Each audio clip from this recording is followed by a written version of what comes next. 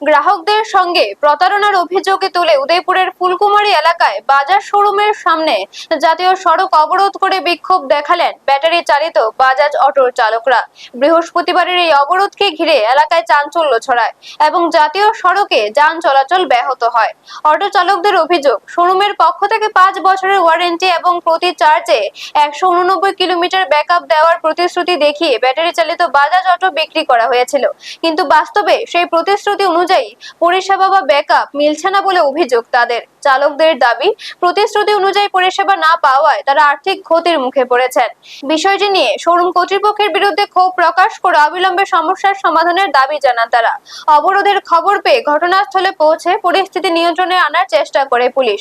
চালকদের অভিযোগ ও শোরুম কর্তৃপক্ষের বক্তব্য খতিয়ে দেখার পরেই প্রকৃত ঘটনা স্পষ্ট হবে। ব্যুরো রিপোর্ট, নিউজ তৎকাল 24।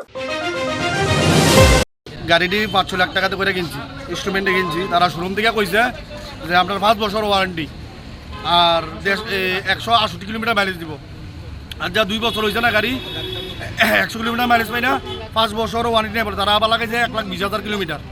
আমরা কিন্তু এই কথাটা কওয়া হয়েছে না, শোরুমে বাটপারি করে মিশাতা করে বেচছে। আর আমরা বই খাতা সব দিচ্ছে 2 মাস পরে। আমরা কেমনে জানবো যে এটা এরকম এরকম? আমরা মিথ্যা কথা বলে গাড়িটা বেচছে। কি গাড়ি এটা? কি গাড়ি? আমরা ইলেকট্রিক বাজাজ ইলেকট্রিক গোগো আর হইলো ইবিএফ নাকি জানেন? আমরা এই গাড়িটি গাড়িটি বেশি সমস্যা দেখা যাচ্ছে। আমরা 2 বছর হয়ে যাচ্ছে কইতাছে যে 1,20,000 কিলোমিটার চালানোর পরে কোনো ওয়ারেন্টি কিছু পাওয়া যায় না। আমরা গাড়িটা তো সেল করছে বাটফারি করে তারা, এই যে তুমি 5 বছর চালাও কোনো কিছু হইলে কোম্পানি দেখবো।